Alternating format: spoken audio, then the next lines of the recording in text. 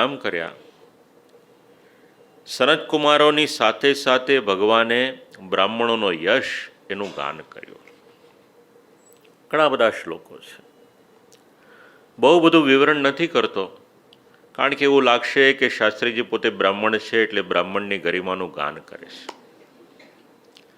પણ ઉપયોગી એકાદ બે વાત કરું આપ લોકોને. શાસ્ત્રમાં એવું કહેવામાં આવ્યું છે કે કોઈ પણ સત્કર્મ કરો તો બ્રાહ્મણ ભોજન કરાવવાનું.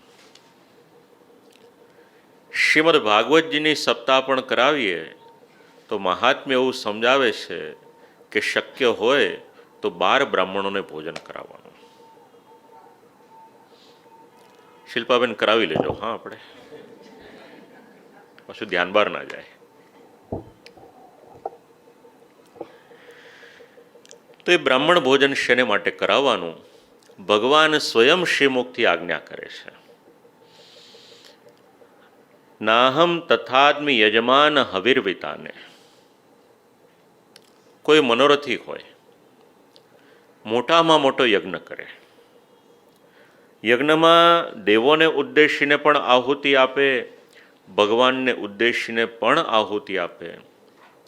ભગવાન એવું કહે છે, યજ્ઞમાં આહુતિ આપવાથી હું જેટલો પ્રસન્ન નથી થતો એટલી પ્રસન્નતા યદ બ્રાહ્મણસ્ય મુકતશ્ચરતોનુગાસમ.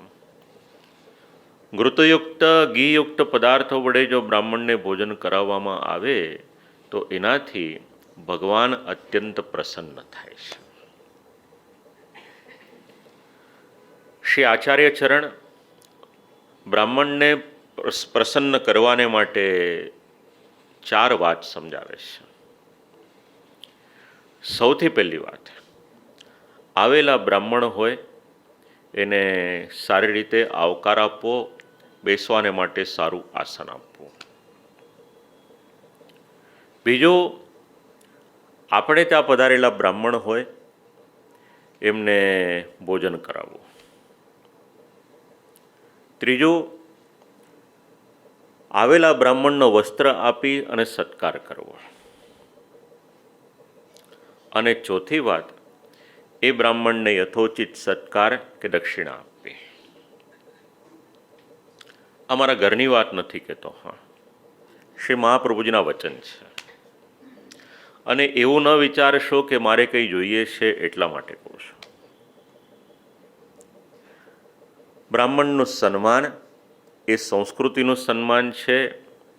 બ્રાહ્મણ ભગવાનનું અંગ છે એટલા માટે બ્રાહ્મણનું સન્માન છે. એક વ્યક્તિ તરીકે એનું સન્માન નથી, પણ સમાજમાં જે આદર્શ પ્રાપ્ત થાય છે એ સંસ્કૃતિના રક્ષક તરીકે થાય છે. આગળ કંઈક વાત નીકળશે તો વિચારીશું આના માટે ઠાકોરજી કંઈ પ્રેરણા કરશે.